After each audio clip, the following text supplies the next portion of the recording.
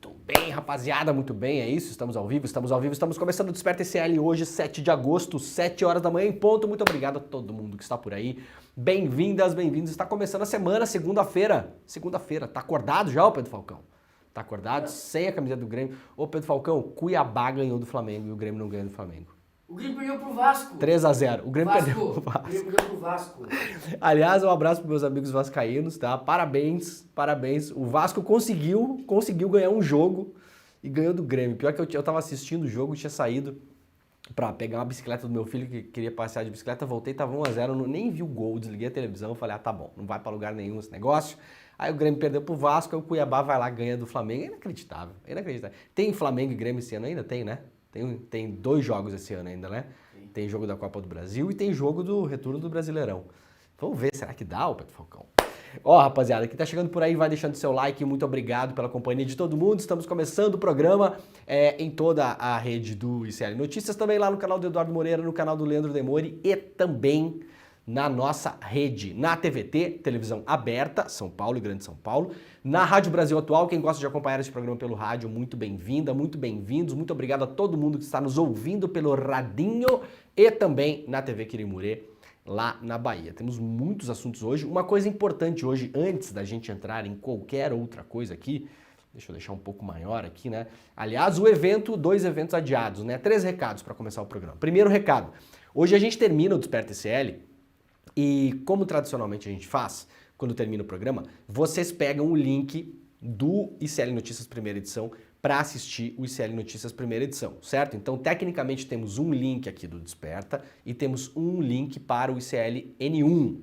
Agora a gente vai fazer um esquema diferente. Então, você que está assistindo o Desperta neste exato momento, quando terminar o Desperta, você pode ficar imóvel.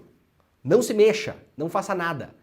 Principalmente, não feche a aba do programa, do Desperta. Por quê? Porque a gente vai emendar os programas no mesmo link. Então terminamos aqui e começa o ICL Notícias Primeira Edição no mesmo link que você está assistindo o programa agora, tá bom? Então a gente vai mudar o esquema aqui para dar uma continuidade na programação. Então não tem mais o trabalho, né? É o que todo mundo que trabalha com internet faz, que é tentar reduzir link, né? E reduzir clique na vida das pessoas. Então a gente vai reduzir no mínimo aqui o quê? Um clique na vida da pessoa, né? No mínimo, né? 2, na verdade, porque a pessoa tinha que fechar a aba do Desperta e abrir a aba do programa novo. Agora, fica por aí, terminando o Desperta, a gente faz uma programação contínua, tá? Como se fosse rede de televisão mesmo, né? E já dando spoiler aí, será que o ICL vai virar uma rede de televisão? Hein? Será? Eu não sei. Tô só perguntando aqui, né?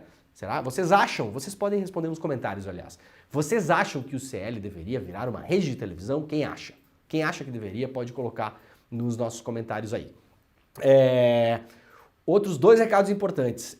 2 eventos adiados, tá? Quem já tinha comprado ingresso dos eventos, presta atenção, é importante. Se você está fazendo qualquer coisa aí, para um segundo para prestar atenção.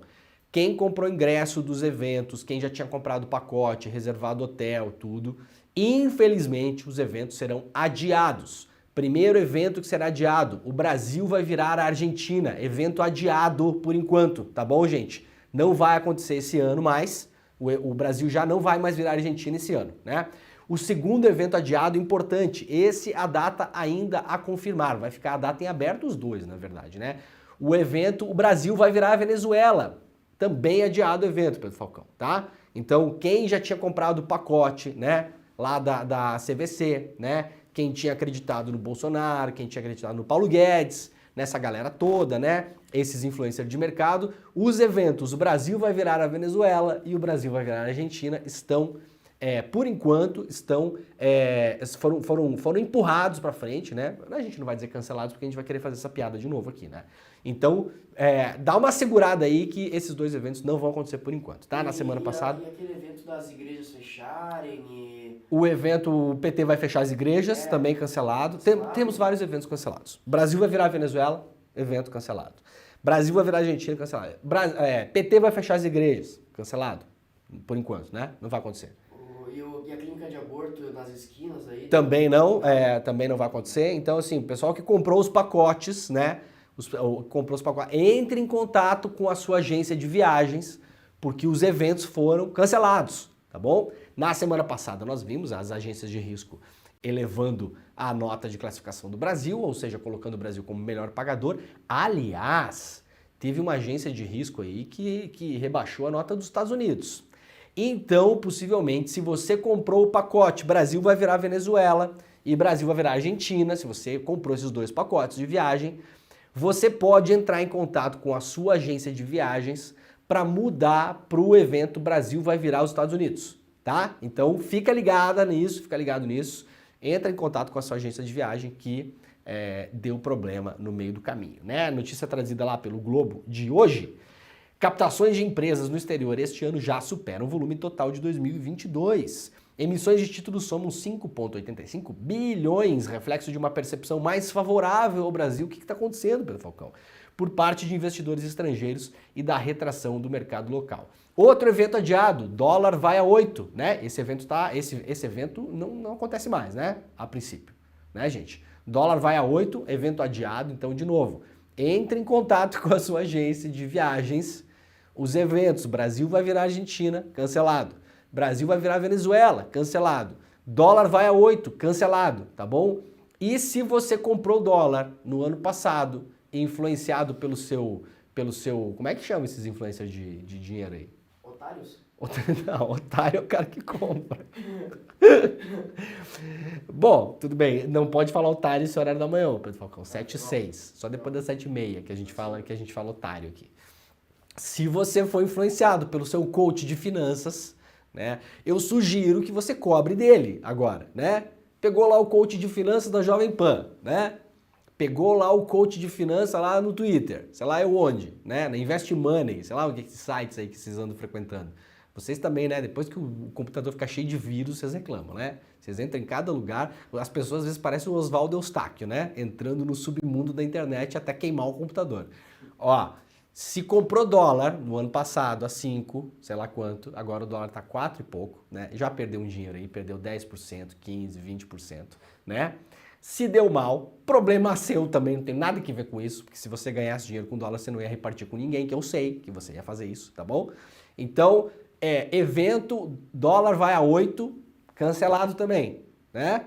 Então fiquem de olho que a gente vai dar ao longo da semana a agenda dos eventos aqui, tá bom? Para vocês também não se perderem. Vai que a pessoa comprou o pacote, né, o Pedro Falcão? Às vezes a pessoa compra o pacote, né? Ela compra o pacote do Brasil virar Argentina, virar Venezuela e dólar vai a 8 e programa tudo na mesma viagem, né? Então espera as férias escolares, vai levar a família e tal, né? Então assim, minha dica agora, vai para Fátima, sei lá pra onde é que você vai, né?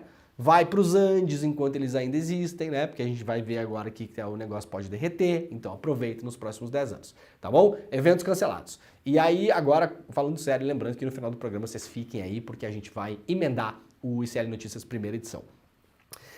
Após um 2022 considerado fraco, o mercado de dívida externa sinaliza recuperação este ano, com uma percepção mais positiva do Brasil. Lá fora, mesmo aquém das expectativas iniciais, as companhias brasileiras que fizeram emissões registraram uma demanda elevada por seus títulos, o que ajudou a aumentar o volume de operações e reduzir o custo de financiamento. A tendência, segundo analistas, é que as captações continuem a ganhar tração, especialmente a partir de setembro. Vai mudar o governo de setembro? Não vai mudar, né? Vai continuar o mesmo, tá? Então, assim, eventos Brasil virar Venezuela e Argentina, até setembro não acontece, tá? Desde janeiro, 6 empresas, entre as quais a Petrobras, Vale e Banco do Brasil, captaram no exterior um total de quase 6 bilhões de dólares. Quando se considera a emissão feita pelo Tesouro Nacional em abril, são 8 bilhões de dólares. No ano passado inteiro, o volume levantado por empresas desse tipo em emissão foi 5,5, ou seja, em pouco mais de meio ano já bateu o que se captou no ano passado, né? O total de 2023, no entanto, deve seguir abaixo de anos anteriores, entre 19 e 21, por exemplo, os volumes ficaram acima de 20, claro, a gente estava aí saindo da pandemia, estava todo oba-oba, né? Aí quando as pessoas se deram conta do governo Bolsonaro, né, 2022, a coisa, isso mesmo que a gente falando assim, ó, o governo Bolsonaro assim, ó, liberou assim geral para o negócio parecer muito melhor do que era, né? Então a coisa está aumentando, né? Tá voltando aos patamares, digamos assim, né? E as empresas estão conseguindo captar um pouco mais de grana no exterior, né? Esse gráfico aqui, né, o Pedro Falcão, isso aqui era para estar, como é que era? Será que era o gráfico que os caras projetavam, né? Atenção quem comprou dólar, né? Quem comprou dólar se ferrou de um jeito, né, cara? Dolarize suas economias. Você dolarizou suas economias, o Pedro Falcão? Botou vários milhões em dólar? Não, se tivesse vários milhões, eu, sei lá... Você não estava trabalhando aqui comigo, né? Eu também. Tem isso também. Nem eu estaria trabalhando com você se eu tivesse. Isso aqui, segundo os grandes gênios do mercado, era para ser assim, né? Era para ser assim, ó. Pum, né? Aconteceu alguma coisa, deu uma virada aqui, né? Deu uma subida. Tendência positiva, né? Significa que as empresas brasileiras estão com mais confiança para pegar dinheiro lá fora, basicamente isso, tá? Então, tirando a piada, eventualmente os eventos foram cancelados. No final de semana, na sexta-feira, na verdade, a galera do ICL sugeriu uma brincadeira pra gente fazer, mas é uma brincadeira séria, né? A gente não brinca em serviço aqui.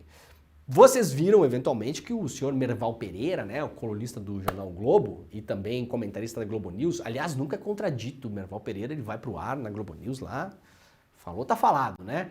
Eu não sei se as pessoas têm medo ou pena, né? Uma das duas coisas pode acontecer ali. Os sentimentos humanos, eles são muitas vezes insondáveis, né? Eu não sei se as pessoas têm medo ou pena, o Merval fala qualquer coisa, ninguém fala nada, né? Deixa falar sozinho. É o clássico a natureza marca, né? Deixa falar sozinho. Merval escreveu uma coluna na semana passada, acusando indiretamente, fazendo ilações, contra os jornalistas que trabalharam na Vaza Jato, né? Na série de matérias jornalísticas, dizendo que esses jornalistas eventualmente poderiam ter, primeiro, pago pelas mensagens para o senhor Walter Delgatti e, segundo, alterado as mensagens, né? 4 anos e meio depois, mais de uma centena de matérias publicadas, e estou falando assim, mais de uma centena mesmo, né? Deve ter umas 120, 130 matérias, se não tiver mais, porque depois teve os diálogos que saíram da Operação Spoofing. Então eu acho que talvez tenha mais de 150 matérias publicadas com diálogos dos procuradores da Lava Jato. Até hoje, eu vou falar para todo mundo entender. Nenhum jornalista dos que participaram das matérias da Vaza Jato e da Spoofing, e aí eu vou contar que deve ser 30, 40 jornalistas, 50 jornalistas, né? Perde-se a conta, porque depois que começaram a sair diálogos da Spoofing, vários outros veículos deram, né? Digamos no momento pós-Vaza Jato. Duas coisas importantes. Nenhum diálogo foi desmentido pelos procuradores e pelo Sérgio Moro. Nenhum. Zero. A gente está falando de 4 anos e meio de matérias publicadas. Nenhuma frase até hoje foi desmentida pelos procuradores e pelo Sérgio Moro. Nenhum jornalista foi processado por Sérgio Moro, Deltan Dallagnol ou qualquer procurador para dizer isso aqui que você está publicando foi adulterado, é mentira e eu vou mostrar aqui meu celular para provar. Não fizeram isso. Aparentemente o Merval Pereira tem indícios de que isso aconteceu. Porque falou isso. Falou isso na Globo News, aliás com seus outros colegas, Leilani Neubart e Fernando Gabeira. Os dois falaram, né, insinuaram ilações em relação a isso. Então, se esses 3 jornalistas têm indícios de que isso possa ter acontecido, né, de que jornalistas da Folha de São Paulo, da revista Veja, do Intercept Brasil, da Agência Pública, do BuzzFeed News, da Band News FM, enfim, de todos os veículos que participaram da cobertura da Vaza Jato, se o Merval, a Leilani e o Gabeira têm indícios de que nós manipulamos os diálogos, então a gente está propondo um debate público com eles. Isso aqui não é um debate entre o Leandro e o Merval, isso aqui é um debate para as pessoas. Então a gente fará esse debate, caso o senhor Merval queira, né? Também faremos um debate sobre um possível comprador dos diálogos. Quem é que foi que pagou o Walter Delgatti, segundo o Merval Pereira, para obtenção dos diálogos? A Polícia Federal fez um inquérito, ficou 2 anos e meio investigando o Delgatti. Não foi 2 meses, tá, gente? A Polícia Federal, comandada pelo Sérgio Moro, ficou 2 anos e meio investigando o Delgatti. Abriu conta bancária, viu todos os depósitos de dinheiro que ele recebeu, apreendeu dinheiro na casa das pessoas na época, que eram os acusados de obter os diálogos, computadores, celulares, monitoraram essas pessoas, prenderam as pessoas. Conclusão da Polícia Federal. Inclusive o mesmo delegado do Mensalão, viu, o senhor Merval Pereira? Então, se o senhor está desconfiando do delegado que prendeu o Delgatti, o senhor está desconfiando do mesmo delegado do Mensalão, com o qual o senhor, aliás, fez carreira, né? Ganhou dinheiro diretamente com o Mensalão, porque como jornalista né? Ganhou projeção e com isso ganhou um salário melhor. Não estou acusando o senhor. Não sou o Merval para acusá-lo de coisas que ele está acusando, né? Com ilações agora os colegas jornalistas. Aliás, eu não me considero colega do Merval porque eu me considero um repórter, né? Então estamos em lugares diferentes, eu e o Merval, né? O Merval é um falador lá, comentador, né? E eu sou um repórter. São coisas diferentes, são profissões diferentes. Vocês avaliem o que é melhor ou pior, não é nem essa questão. Não me considero colega desse cidadão. Então agora, na sexta-feira, no grupo lá de WhatsApp, a galera do ICL falou, bom, vamos levantar uma hashtag aí no Twitter, né? Sexta-feira, final do dia, sextou, né, o Pedro Falcão? Pra gente fazer um debate com o Merval Pereira. Eu sugeri, inclusive, Merval, você pode, inclusive, a gente pode fazer o debate onde você quiser, qualquer lugar que você quiser. Pode ser na sua casa, se o senhor quiser, né? Se o senhor me deixar, né? Se eu tiver a honra de poder entrar lá, posso comprar um terno? Posso comprar um terno, posso botar uma gravata, não tem problema, né? Tomo banho, chego lá, cheirosinho, tudo certo. Pode ser na ABL, Academia Brasileira de Letras, que o senhor preside, né? A ABL do Machado de Assis, hoje tem Merval Pereira, né? O Brasil já foi diferente também. Pode ser na Globo News, pode ser no ICL, e não tô falando de sacanagem não, tô falando sério mesmo, a gente pode fazer esse debate. A gente colocou lá no Twitter, ficou em primeiro lugar no Twitter, mas assim, ó, Pedro Falcão, não é que ficou em primeiro lugar, assim, ó, ficou horas em primeiro lugar. Foi subindo, já estava em oitavo, depois foi para sétimo, Olha aí, terceiro, eu tô em segundo. Olha aqui, Pedro Falcão tá em terceiro. Olha aqui, ó. Então o ICL colocou 2 trending topics no Twitter, né? Amor perfeito é o amor que nós sentimos pela nossa audiência, né? Então temos 3. Então ficou em primeiro lugar. Eu acho impossível que Merval não tenha visto. Aliás, o vídeo que eu postei, se somar a audiência do vídeo que eu postei para convidar o Merval, eu não estou de sacanagem, eu estou convidando o Merval Pereira para um debate. Merval Pereira você pode levar, inclusive, se o senhor quiser, pode ir você, Doutor Dallagnol, Sérgio Moro, eu vou sozinho, não tem nenhum problema em fazer esse confronto. Desarmado, eu não uso arma, né? Desarmado, claro. E a gente faz o debate, a gente vai debater. A alteração dos diálogos, vamos debater, vamos ler matérias. A gente senta junto nesse debate, a gente lê matérias, a gente lê trechos dos diálogos, estará o senhor Merval, né? O Moro e o Deltan, eles podem falar, não, essa frase aqui eu não falei, essa aqui não é minha. Essa aqui não, essa aqui vocês mexeram, essa aqui tá adulterada. A gente pode fazer esse debate. Aliás, estou esperando por isso há 4 anos e meio, né? E se somar os vídeos que a gente postou, o vídeo que eu postei, o vídeo que o Edu postou, e se somar, aliás, os tweets que eu tinha feito ainda na terça, na quarta-feira, quando o Merval começou a falar isso, olha, com certeza tem mais audiência do que a coluna do Merval Pereira no Jornal Globo, mas não tem dúvida disso. Então, o Merval acho que tem que escrever muita coluna para ter a audiência que a gente teve com essa provocação. Então fica de novo aqui o convite, está registrado mais uma vez, oficialmente. Quem tiver no Twitter aí, quiser retweetar, né? Eu não sei se a gente consegue colocar de novo nos Trending Topics, talvez consigamos, né? Então quem usa o Twitter agora, também chamado de Rede X, né? Eu vou continuar chamando de Twitter.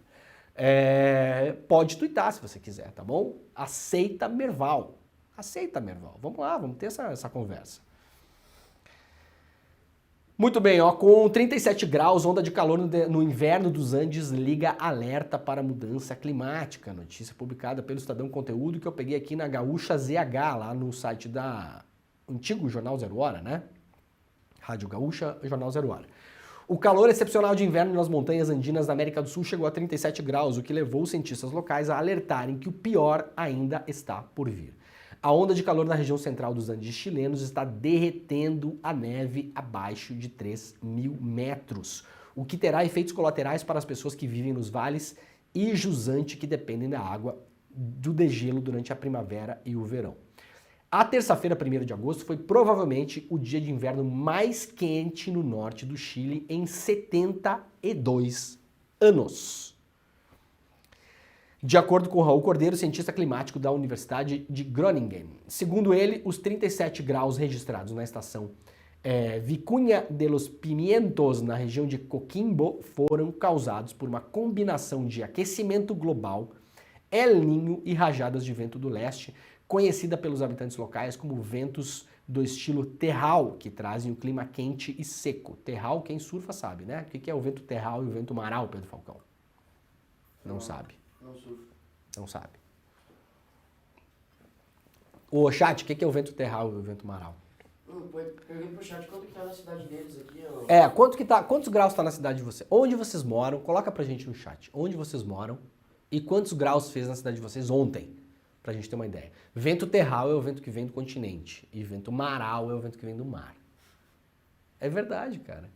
Então se você quem é surfista sabe, eu sou surfista profissionalíssimo, né? Claro. Se você tá no mar e você vai surfar, sempre é melhor ter um vento terral ou maral, Pedro Falcão. Hã? Terral. Terral. Terral, claro. Porque as ondas vêm em direção ao continente e o vento empurra as ondas no sentido contrário e levanta a onda. Se ele vem do mar, ele achata a onda. É muito útil, né? É um programa de cultura útil, não é verdade? A pessoa que agora vai querer aprender a surfar já sabe o que é o vento terral, o que é o vento maral. Eu achei muito útil essa informação. A América do Sul sofreu um dos períodos mais quentes de janeiro a julho já registrados. O Chile está entre os países mais afetados, com registros de incêndios no início do ano e secas prolongadas, como aquela seca vivida agora em agosto. O pesquisador Cordeiro diz que Santiago passava pela 9ª onda de calor desde janeiro e que deveria quebrar o recorde anual de 10 ondas de calor estabelecido em 2020. Marcos Andrade, diretor de Física Atmosférica da Universidade Maior de San Andrés de La Paz, disse que o platô andino da Bolívia e no Peru também registraram um clima incomum desde o início do ano. Em Puno, do outro lado do lago Titicaca, o mês de janeiro foi o mais seco desde o início dos registros há 59 anos. Em maio tivemos uma tempestade com 20% de precipitação anual, disse ele. O inverno também foi excepcionalmente quente. Batemos recorde de temperatura em algumas partes do país. Então vamos relembrar aqui, ó, para a gente ter uma ideia do que está acontecendo, tá? Eu tenho falado muito sobre isso e espero que você se engajem nisso também, porque é importante. Eu tenho falado, aliás, isso aqui não vai ser resolvido com eleição de ninguém, com jornalismo investigativo, com hashtag no Twitter. Essas coisas aqui são coisas de resolução lentíssima. Lentíssima. Por isso que elas são importantes. Ó, o mês de janeiro foi o mais seco desde o início dos registros, né? Lá perto do lago Titicaca, há 59 anos, tá? Então, 60 anos atrás, quando os caras começaram a registrar, nunca teve um mês tão seco quanto esse. Aqui em cima, vimos um outro recorde. A terça-feira, 1º de agosto, foi provavelmente o dia de inverno mais quente do norte do Chile em 72 anos. E isso tudo se soma à notícia que nós demos aqui no mês passado sobre a Europa, né? Eu estava em viagem, o programa estava remoto, peguei um jornal em uma cafeteria, né? Aquele mau hábito que eu tenho de sempre quando eu viajo, de pegar os jornais locais em uma cafeteria aleatória para ver o que está acontecendo. Junho mais quente em vários países europeus desde o início da medição naquele continente. Quando é o início da medição naquele continente? Final do século XIX. Era 1870 e alguma coisa, se eu não me engano. Junho mais quente na Europa desde o final do século XIX. A chapa está quente mesmo, né? Então preocupem-se com isso, engajem-se com isso, pelo amor de Deus. Aqui um mapa trazido pelo Clima Info. A América do Sul viveu um dos eventos climáticos mais extremos que o mundo já viu, com temperaturas chegando a quase 39 graus nos Andes, no meio do inverno. Lembrando, né, aqui no sul do Brasil era para acordar no horário que a gente acorda e tá temperatura negativa, né? Hoje Pedro Falcão tá de camiseta, de novo aqui. Não é do Grêmio, né? Porque a do Grêmio é só quando a pessoa tá com frio, porque com camiseta do Grêmio não passa frio, né, Pedro Falcão? Olha aqui o mapa, ó, isso aqui é um mapa de ontem, né? Isso aqui é uma completa anomalia, essa aqui toda é a região dos Andes e essa onda de calor que foi empurrada para o continente. Preocupante, né? Para fechar esse assunto, o jornal La República fez uma matéria sobre Phoenix, no Arizona, mandou uma enviada especial para lá. Aliás, a cobertura da imprensa brasileira sobre isso é muito ruim, né? Muito ruim. A gente tem acompanhado a emergência climática aqui no programa desde o começo do programa. Eu posso chutar que, olha, 90% das matérias que a gente leu aqui são matérias feitas fora do país. A gente não tem cobertura de emergência climática no Brasil à altura do desafio que a gente está enfrentando. Não tem. E vejam como são as coisas. Um jornal italiano manda um correspondente para Phoenix, no Arizona, para fazer a reportagem, né? Os jornais brasileiros não fazem isso. Os jornais brasileiros, aliás, preferem gastar dinheiro para pagar salário de colunista, que a gente vai mostrar aqui, né? Gostam de jogar dinheiro fora de outras maneiras.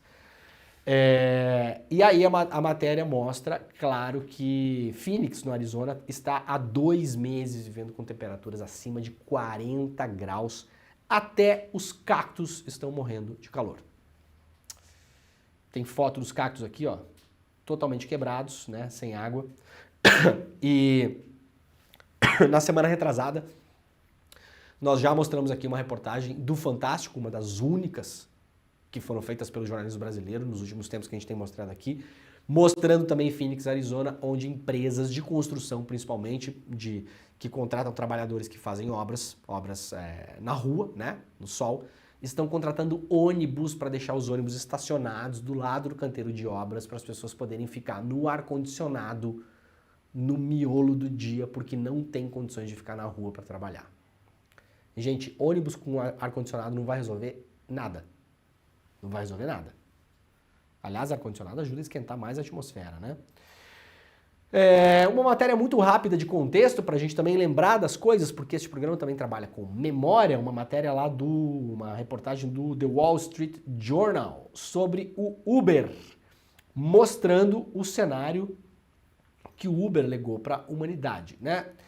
Conclusão, o Uber 8 anos atrás, quando estava se espalhando pelo mundo, falou que entre as suas benesses estaria diminuir o tráfego nas cidades, né?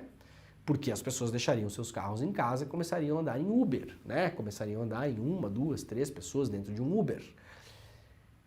A verdade agora, Uber e Lyft, que é um outro serviço também, né? Que não opera no Brasil, mas é semelhante ao Uber, admitem que, na verdade, os seus serviços pioram o congestionamento nas cidades, com um dado interessante. Durante 40% do tempo em que um motorista de Uber roda pelas cidades, ele roda vazio. Então, na verdade, a Uber entupiu o trânsito de carros. Esses carros estão rodando quase metade do tempo que eles estão rodando nas ruas, eles estão rodando apenas com o motorista. Essa é a dura realidade. Então, essas promessas, né? Como é que é a palavra? Disrupção, né? Tá aí a disrupção. Piorou o trânsito das cidades, ajuda a poluir mais o meio ambiente, por óbvio, bota um monte de gente rodar na cidade vazio, esperando pelo próximo passageiro, e cada vez mais a Uber paga cada vez menos para os motoristas. É o que eu tenho escutado de motoristas o tempo todo, a reclamação o tempo inteiro. O senhor Bolsonaro, lá no Estadão, o Bolsonaro disse que usou o dinheiro da conta, os Pixes que ele recebeu, né, 17 milhões e meio de reais, para pagar despesas de casa e apostar na Mega Sena. É bom demais, né?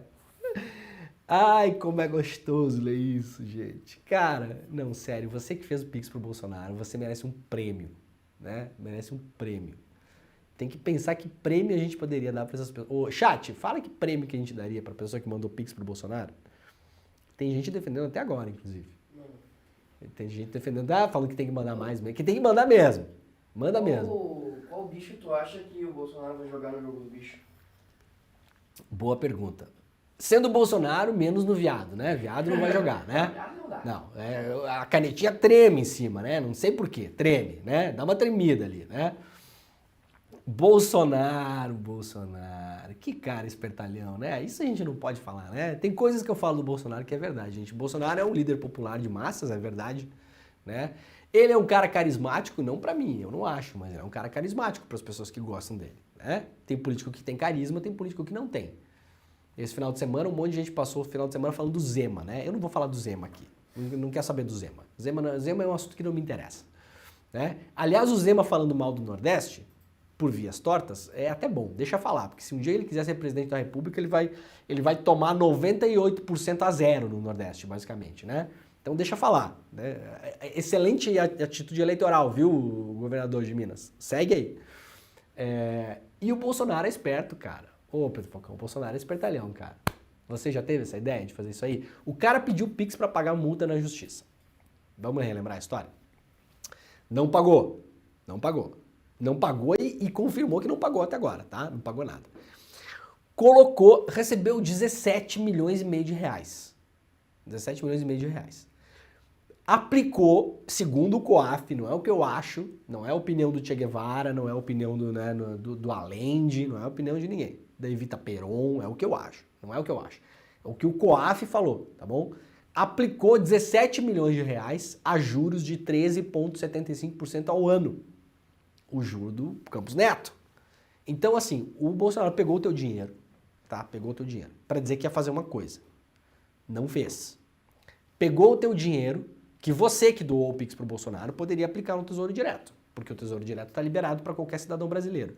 Então você, ao invés de ter pego R$ 200 e aplicado no Tesouro Direto, a 13,75 ao ano, né? Se deixasse um ano o seu dinheirinho parado lá, ia ganhar um troco, você deu pro Bolsonaro. O que o Bolsonaro fez? Aplicou para ele, porque o Bolsonaro não é otário. Nesse sentido, não é. O Bolsonaro é um espertalhão. Ufa, ainda bem que tu Né? falou agora, já são 7h31. Falei, agora dá pra falar, né? Então não é otário o Bolsonaro. Nesse sentido, ele é um cara muito esperto. E agora tá saindo a coisa, mostrando pra onde é que esse dinheiro foi parar.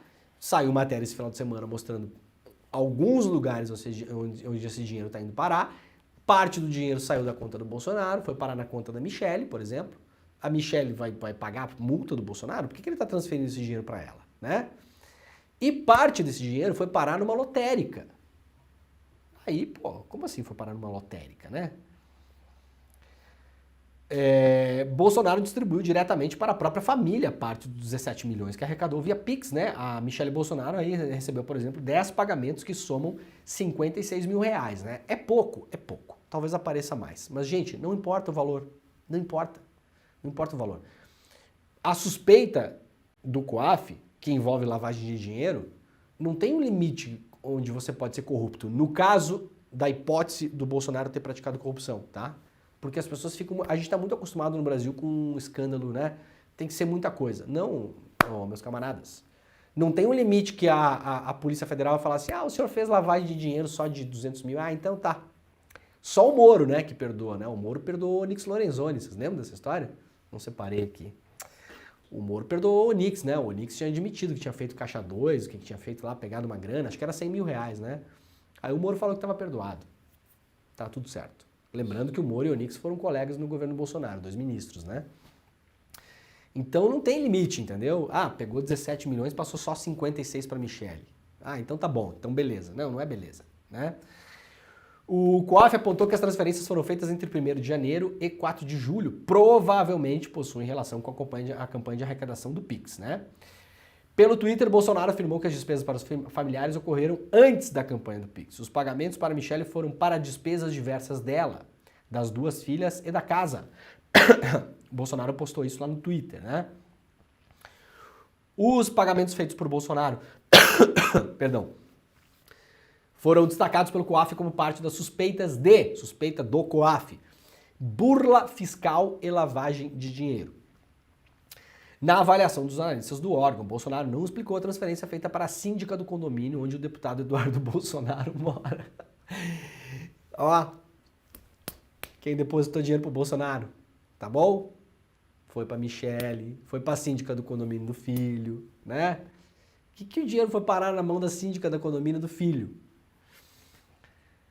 Em Brasília, Leda Maria Marques Cavalcante foi a pessoa que mais recebeu pagamentos entre janeiro e julho, com 6 transferências que somaram R$ 77.994. Síndica do prédio do filho.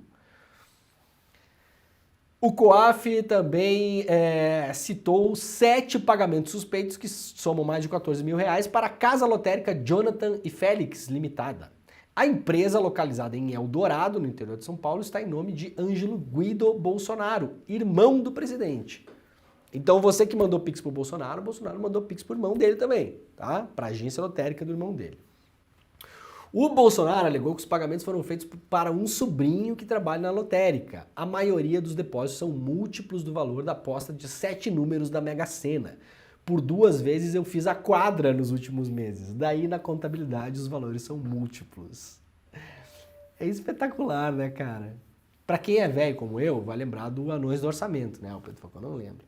né? Teve um escândalo aí nos anos 90 ainda acho que era, né? Chamado Anões do Orçamento. Tinha um monte de deputado lá que tinha indício de enriquecimento ilícito e os caras alegaram que tinham ganhado na Mega Sena, na loteria. Tinha cara lá que tinha ganhado não sei quantas vezes na loteria. Ô Pedro, joga rápido pra gente na internet aí, ó, Anões do Orçamento. Porque teve um cara que ganhou, sei lá, 100 vezes na loteria, né? O Bolsonaro tá indo, o Bolsonaro ganhou 2 vezes na quadra já, tá, gente? 2 vezes na quadra. Daqui a pouco aparece mais uma quina que ele ganhou, uma loto esportiva, né? Um totobola, sei lá. Eu não jogo, não conheço os nomes dos jogos, né? Quantas vezes ganhou na loteria o anão do orçamento que mais ganhou, Pedro Falcão? Deve ter no Wikipedia. Eu ia pegar uma Wikipedia, né? Não, mas na Wikipedia tem referência, cara. Tem as referências lá. Acho que foi 100 e poucas vezes. Roubaram mais de 100 milhões 100 milhões de reais? O negócio? de reais. Acho que ao todo, né? Não Sim, ao todo. Não, eram vários deputados. E o Bolsonaro tá virando um anão do orçamento, gente. Ó.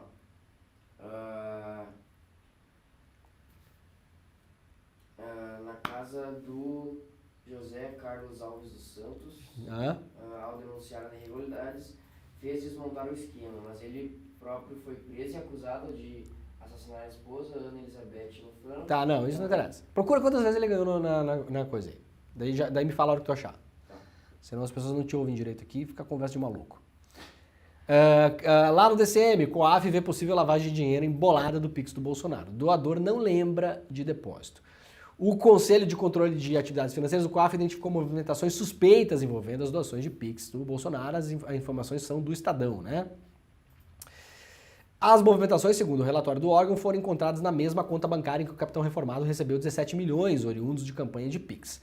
Além dos valores recebidos dos pagamentos feitos por familiares, incluindo a ex-primeira-dama Michele Bolsonaro, o COAF destacou uma amostra de 16 pessoas que fizeram Pix para Bolsonaro com valores pequenos, de 0,1 centavo até R$2. Essas transferências foram apontadas como atípicas. De novo, gente, os valores nessas movimentações do COAF não importam. O que é que o COAF pega? Claro que o COAF vai pegar valores se você não tem renda, cai 200 mil na sua conta, os caras vão lá e peraí, de onde veio isso, né? O dinheiro tem que ter procedência. Mas o COAF pega várias red flags, né? É tudo automatizado hoje, né? Não é alguém que fica olhando lá. Por exemplo, depósitos sequenciais no mesmo valor, saques na boca do caixa sequenciais, saques na boca do caixa de mesmo valor, mesmo nos mesmos dias ou em dias diferentes. Isso aí vai tudo acendendo bandeirinhas. Falar, peraí, essa pessoa está mexendo no dinheiro de um modo esquisito, né? Então, o COAF está em cima desse negócio. Alguns dos supostos doadores identificados pelo COAF disseram não se lembrar de transferências de valores feitas para Bolsonaro. Outros alegaram que transferiram valores diferentes daqueles registrados pelo órgão, né? E aí o COAF segue em cima. Tem aí o valor? Quantas vezes, Pedro? João Alves. Lembrei. Ficou conhecido com a célebre desculpa de ter ganho na loteria 56 vezes só em 1993. Isso aí. Então, Bolsonaro já ganhou duas quadras. O João Alves ganhou 56 vezes. Sabe quanto que ele teria apostado? Quanto? O dinheiro ele teria apostado para ganhar isso? Quanto? 17 milhões. 17 milhões, a mesma coisa que o Bolsonaro. Aí o Bolsonaro. Só que sabe que é de dólares. Aí o Bolsonaro. De dólares. Mas nessa época o dólar e o real tinha paridade ainda, se eu não me engano. Que sensacional, né? Campanha irá pressionar o Bolsonaro a doar 17 milhões recebidos via Pix para órfãos da Covid. Não vai acontecer, né? A Comissão de Justiça e Paz de São Paulo, criado pelo arcebispo Dom Evaristo Arnes, lançará nessa semana uma campanha para pressionar o Bolsonaro a doar os mais de 17 milhões que recebeu em Pix para os órfãos da Covid-19. Né? O cara vai doar dinheiro para os órfãos das vítimas da gestão assassina da pandemia que ele próprio fez no Ministério da Saúde. Aliás, ele e o general Pazuello, o general da Ativa, né? Cujo seu secretário era também um militar, Elcio Franco, né? A gestão militar, a gestão incrível militar, né? Eficiência militar, muito eficiente os militares, né? Durante a gestão da pandemia, né? Eficientíssimos. A iniciativa, que leva a assinatura de todas as entidades integrantes da campanha contra a criminalização dos movimentos sociais, pedirá que o valor seja repartido entre os cerca de 130 mil crianças e adolescentes que perderam seus pais durante a pandemia. Uma boa campanha que não vai acontecer, né? Vamos lá para a chacina de São Paulo. Morto pela PM no Guarujá é enterrado como indigente. Uma das 16 pessoas que morreram durante a Operação Escudo, deflagrado após o assassinato do soldado da Rota, Patrick Bastos Reis, no Guarujá, na Baixada Santista, foi enterrada como indigente. Segundo a Secretaria de Segurança Pública, a Polícia Científica não obteve êxito em sua identificação. Os profissionais do IML extraíram materiais genéticos e datiloscópicos, né? Como é que é? Impressão digital, né? Na tentativa de uma identificação futura do homem. O sepultamento, portanto, foi realizado ontem. Os outros 15 corpos, segundo a Secretaria de Segurança Pública, tiveram o reconhecimento realizado e foram liberados para os familiares após o enterro. Já há notícias abundantes na imprensa de que, para além do fato, vamos separar 3 coisas aqui. Primeira coisa, mesmo que as 16 pessoas que foram mortas pela PM fossem todas identificadas e todas tivessem 5 milhões de passagens pela justiça, polícia não decide quem vive e quem morre. Isso não está em nenhum lugar do ordenamento jurídico brasileiro. Nenhuma polícia tem o direito e nem o dever de tomar essa decisão. Policiais podem reagir, podem, inclusive eventualmente acabar com a morte de alguma pessoa, pode, na exceção, não como regra. Nesse caso, para além disso é pior, porque várias pessoas que foram mortas, já se confirmou, não eram criminosos. Tinha um ambulante, vendedor de praia, tinha um outro funcionário de uma empresa que o próprio patrão falou, trabalhou comigo 4, 5 anos aqui, pessoa maravilhosa, incrível, não era envolvido com nenhum tipo de crime. E agora temos uma pessoa que ninguém sabe quem é. Então assim, nós temos um quadro agora em que ninguém sabe quem é a pessoa foi enterrada como indigente, a pessoa não foi identificada. Mas a PM sabe quem é, porque foi lá e matou. Então ninguém sabe quem é a pessoa, mas a PM foi lá, a PM do Tarcísio, de Freitas, de São Paulo, foi lá e matou o cara. O que disse a PM? Reagiu depois que o cara disparou contra ela, né? Um indigente, ninguém sabe quem é a pessoa, não foi identificada nem por DNA, nem por digital, ou seja, se não foi identificado por digital, não tem, eu vou falar aqui com 99% de chance, não tem passagem pela polícia, porque se tivesse, estava no banco de informações da polícia. Então é mais um sem passagem, como se fosse desculpa, mas além de não ser, não tinha. Ninguém sabe quem é a pessoa, mas a PM do Tarcísio aparentemente sabe, tanto sabe que foi lá e matou. É um escândalo o que aconteceu em São Paulo, um escândalo. Imagens das câmeras dos policiais até agora, nada, 0. Já passaram-se 2 semanas do caso, 0. O que aconteceu em São Paulo é o que acontece sempre. Eu falei no primeiro dia aqui, não tem mistério. Me surpreenderia se fosse diferente. Não há mistério o que aconteceu em São Paulo. A polícia, travestida de milícia nesse caso, com o espírito de corpo de pessoas armadas pela sociedade, nenhum policial nasceu, nenhuma pessoa que está na polícia hoje de São Paulo, ou qualquer outro lugar, primeiro, nasceu policial, nem nasceu armado. A pessoa, para ser policial, ela fez um concurso que quem abriu fomos nós, sociedade civil, de uma corporação que quem mantém somos nós, sociedade civil, ou a polícia ela dá lucro, por acaso. Os liberais, eventualmente, que estão nos assistindo aqui, a polícia dá lucro? A polícia é uma empresa que dá lucro? Não, né? A polícia só dá, na linguagem liberal, prejuízo, né? Então quem sustenta a polícia somos nós, com os nossos impostos. E quem autorizou essas pessoas a andarem armadas fomos nós, sociedade civil. Você não nasceu armado, querido. Quando saiu lá da maternidade, você não nasceu com uma arma na cinta. Essa arma que o policial usa, hoje, policial em qualquer lugar, é nossa. É nossa, minha, de vocês. A arma não é do policial, a arma é do Estado.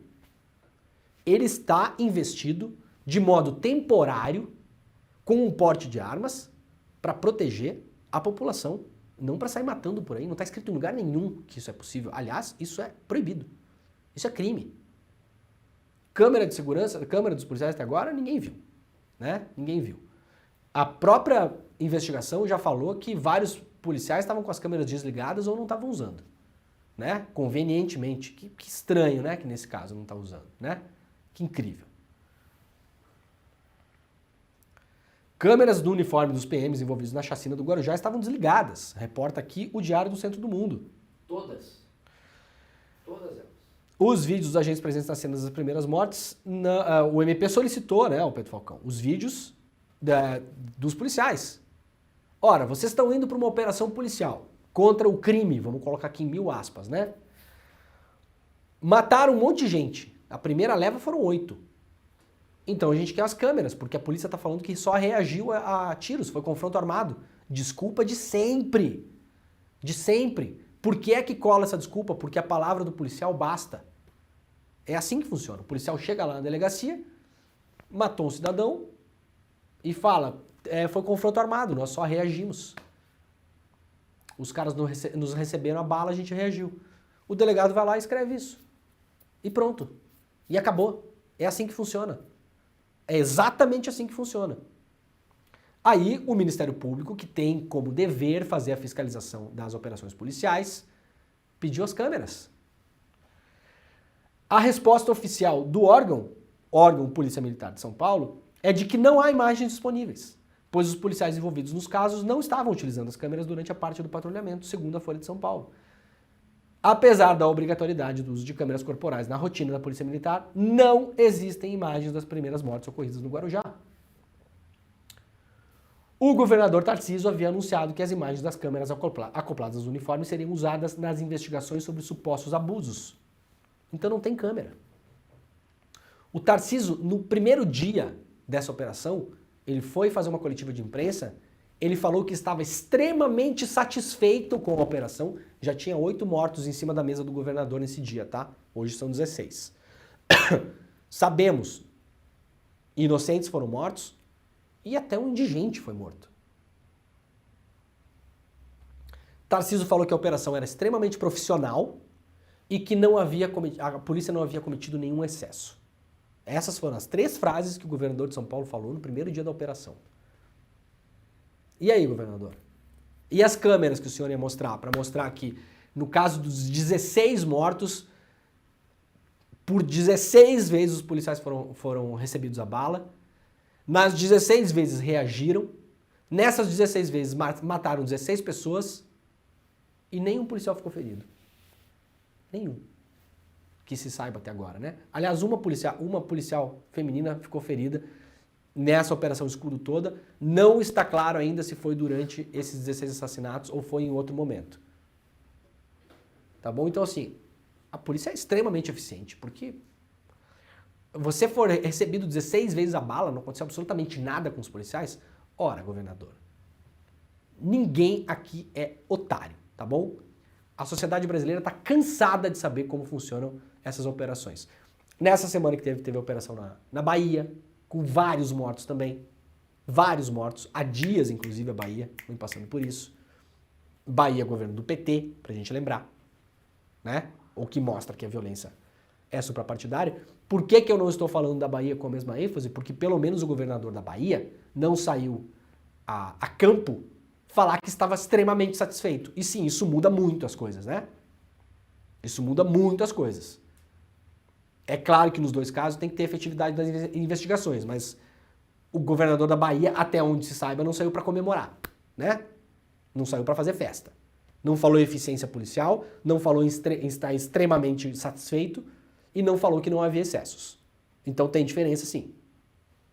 Tem muita diferença. No Rio de Janeiro também teve operação essa semana, mais uma, mais gente morta.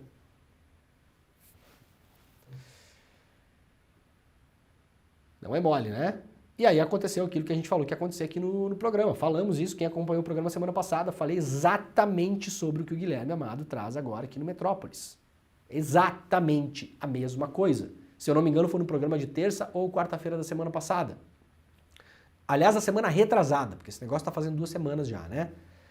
Chacina do Guarujá reaproximou o Tarcísio da base bolsonarista, aponta levantamento. Perfis de direita de políticos da base de Jair Bolsonaro apoiaram a Operação Escudo, que deixou pelo menos 14 pessoas mortas e endossaram o posicionamento de Tarcísio. São 16 pessoas, né, mortas até agora. O governador paulista defendeu a ação da Polícia Militar do Estado e não reconheceu excesso dos militares. Uma análise feita com 4.500... Não estou conseguindo dar zoom direito aqui, foi. Uma análise feita com 4.500 posts no Twitter, no Facebook e no Instagram sobre o tema entre 27 de julho e 2 de agosto. O levantamento mostra que perfis e políticos de direita criticaram o Flávio Dino. Claro, óbvio. O Flávio Dino, tem tudo a ver com isso, Flávio Dino, né? Absolutamente tudo a ver. Flávio Dino se disse muito satisfeito, né, com a operação. Foi o Flávio Dino que falou, né? Pela declaração sobre os excessos da violência policial. Como diz alguém, se diz no Twitter, o Brasil virou um país tão maluco que você criticar chacina cometida por polícia virou coisa de esquerdista. Essa maluquice, né? Aliás, não sei se virou, na verdade, acho que meio que sempre foi assim, né? O Twitter foi a rede social onde as discussões sobre a chacina foram mais polarizadas. Já no Facebook e no Instagram, segundo essa pesquisa da Fundação Getúlio Vargas, as postagens foram, em sua maioria, alinhadas à posição do Tarcísio. Então, não é brincadeira, gente. As pessoas não entendem a dimensão desse negócio. Elas não sabem qual a função da polícia. As pessoas não sabem mesmo. O cidadão brasileiro não sabe. Na moral, não sabe. O cidadão brasileiro acha que a polícia, de fato, é uma espécie de milícia. Que a polícia pode sair por aí e olhar pra cara de alguém e tiro. Pronto. Assim, e beleza, é isso aí. As pessoas acham que isso, eu tô falando sério mesmo, tem muita gente que acha, milhões de pessoas que acham, que a polícia tem esse dever, tem esse dever legal, que tá escrito lá. Que o policial ele pode sair e matar alguém, e pronto. Matar e pronto. Na prática, infelizmente, muitas vezes é o que acontece. Mas as pessoas não têm noção de... As pessoas não têm noção que tem vários países que tem polícia que não tem revólver, que não tem arma, que não tem pistola. Tem vários países que tem polícia que não tem arma. Logo, a função da polícia, aparentemente, não é matar, né? Então, as pessoas realmente perderam ou nunca tiveram a noção dos lugares que ocupam essas instituições. E aí vira o vale tudo, de fato, né?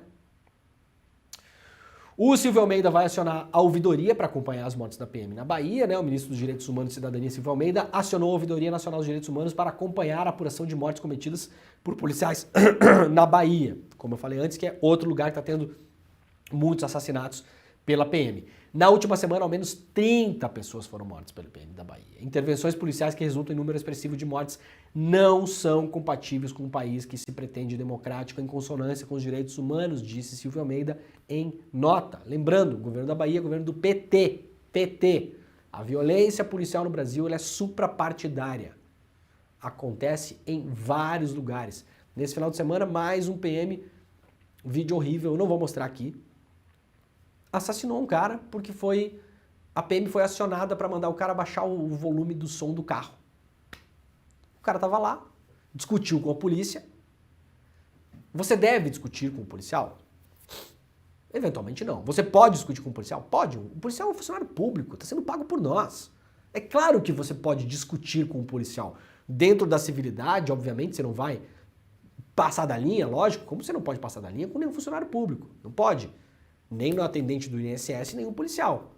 Um policial pode puxar uma arma e atirar a queima-roupa num cara porque o cara tava com um som alto? Não pode. Essa percepção que as pessoas, muita gente não tem. E é um problema. Porque gera apoio, como a gente viu. O Tarcísio está disputando um mercado de votos que ficou aberto com a inelegibilidade do Bolsonaro, gente. Tem um grande mercado de votos que está em aberto. As pessoas vão ficar sem candidato daqui a 3 anos. Fazer esse tipo de coisa, usando a PM como braço armado, como milícia, porque a PM não vai entrar nos jardins matando 16 pessoas, né? Então ninguém vai ficar horrorizado com isso, né? Isso dá voto. Tá aí a pesquisa da FGV, 4.500 posts avaliados no Twitter, no Instagram e no Facebook. Teve mais críticas no Twitter? Teve. Mas no Instagram e no Facebook, que é onde tá a massa da galera mesmo, a imensa maioria apoiou, aplaudiu, achou bom, achou ótimo. E as pessoas são impermeáveis ao diálogo em relação a isso. Você chega lá, você mostra, ó, esse cara aqui é um indigente. Como que a polícia sabia que o cara era um bandido, esse cara é um indigente? O cara não foi identificado. Não, é impermeável. Impermeável. Esse assunto é impermeável. E aí, claro, né? vamos dizer que a imprensa brasileira muitas vezes não ajuda muito, né? Isso aqui estava na capa do jornal Estado de São Paulo ontem. É difícil, né? O jornal Estado de São Paulo, que no mais das vezes faz reportagens muito bem feitas e que são elogiadas aqui, porque quem tá atrás de clichê nesse programa aqui caiu do cavalo, né? Se acha que eu vou ficar aqui falando só bem ou só mal do Globo, do Estadão, da Folha, da Veja, aqui tá no lugar errado, né? Aí vai lá, ao invés de pagar para um repórter ir lá para Phoenix, no Arizona, para fazer matéria sobre emergência climática, ao invés de gastar dinheiro, pagar para um repórter ir para o Lago Titicaca, ir para os Andes, para ver o que está acontecendo com o calor extremo que está acontecendo lá, não. O Jornal Estado de São Paulo prefere dar dinheiro para um cidadão chamado J.R. Guzzo, né? J.R. Guzzo, que é um colunista que publica em vários lugares, inclusive. Isso aqui estava na capa do Estadão ontem. Governo Lula faz sua escolha. Está contra a polícia e ao lado do crime. Capa do Estadão ontem. Não era a manchete principal, estava na capa. Estava lá. Esse print aqui foi tirado por mim. Eu entrei na capa do Estadão e estava lá isso aqui. Qual o objetivo de publicar um conteúdo desses num jornal de circulação nacional? A quem, no moinho de quem isso aqui vai jogar água, Estadão? No moinho de quem essa água aqui vai rodar o moinho de quem? Da Madre Teresa de Calcutá ou do bolsonarismo, da extrema-direita, de gente que entra em aniversário de petista para matar a pessoa? No moinho de quem isso aqui tá jogando água, Estadão? É osso, né? É complicado o negócio, é difícil, né? Depois a gente fala da imprensa, tem até colega jornalista assalariado que acha que é herdeiro do dono e não gosta, né? Tá no programa errado também. É só desgostar e ver outra coisa. Aqui errou o pulo também. Aí tá na capa do Estadão o jornal, como eu comentei lá no Twitter, né? O jornal tá pagando pra alguém comentar uma coisa dessa sobre uma operação policial que matou gente inocente, praticou claramente ato de vingança, porque isso é um ato de vingança da corporação, né? Praticou ato de vingança, desligou as câmeras ou não usou as câmeras do uniforme. E, para além de tudo, o principal acusado de ter matado o policial se entregou. E isso é conclusão da investigação da polícia, não é minha. O principal acusado de ter matado o policial do BOPE se entregou porque o PCC mandou. Que, para além de tudo, a polícia não conseguiu capturar o cara se entregou a mando do crime. Então nós temos um caso em que o principal se entregou, outras 3 pessoas foram presas, então tem 4 presos, e tem 16 mortos. Segundo o Tarcísio, governador de São Paulo, essas 4 pessoas que foram presas são as 4 pessoas envolvidas no assassinato, no lamentável assassinato, obviamente, do policial militar. As 4. Então os 16 que foram mortos são quem? Exatamente. É isso que eu estou tentando entender aqui desde a semana retrasada. Se o governador está me dizendo que ele prendeu os 4 envolvidos no assassinato, todos, os 4, palavras do governador, os 16 que foram assassinados são quem? Exatamente. E foram mortos por quê? Exatamente. Fica a pergunta no ar, né? E o Estadão, olha, parabéns, viu, Estadão? Parabéns. Eu não sei quanto dinheiro vocês gastam com isso aqui, tá? Se for R$1 é caro. Tá bom? Se for R$1 é caro. Aliás, se esse cara estiver pagando para escrever no Estadão, é caro também. Né? Gente, temos que encerrar a rede, né, o Pedro Falcão? Não dá para ir direto, né? Então... Temos que encerrar a rede ou não? Isso não, ninguém me falou. Temos, né? Temos. Então tá, gente, ó, pessoal da TVT, pessoal da Rádio Brasil Atual, pessoal da TV Canimurê, muito obrigado. E quem tá por aí, fica no link que daqui a pouco começa o ICL Notícias, primeira edição, tá bom? Até mais. Ó, não é mole, né? Estamos encerrando a nossa, né? Então a gente vai deixar esses outros assuntos para amanhã, tá bom? Temos outras coisas aqui. Tem o escândalo também em São Paulo do material escolar, né? O governador de São Paulo falou que não quer os livros do MEC, falou que ia colocar tudo em tablet. Indo na contramão de todas as pesquisas no mundo todo que falam para reduzir hora de tela de criança. Quem tem filho sabe. E agora tem um recuo. O recuo é, não, a gente vai imprimir, vai mandar xerocar o material dos tablets. É um escândalo, é um absurdo, a gente vai falar sobre isso amanhã também. Gente, o programa está terminando, ó. Hoje vocês não saiam daqui, não fecha a aba do programa, tá? Porque o ICL Notícias Primeira Edição está começando e vai começar neste mesmo link. Então vocês não precisam clicar em outro link, não precisa sair do programa. A gente vai fazer programação contínua aqui. Então fiquem por aí. Vai ter um intervalinho muito rápido de 1 minutinho, tá? Antes de começar o ICL Notícias em primeira edição, tem um intervalo muito rápido de 1 minutinho. Fiquem ligados que o programa está começando. O Desperta ICL acabou. Nós voltamos amanhã às 7 horas da manhã, ao vivo. Muito obrigado e tchau.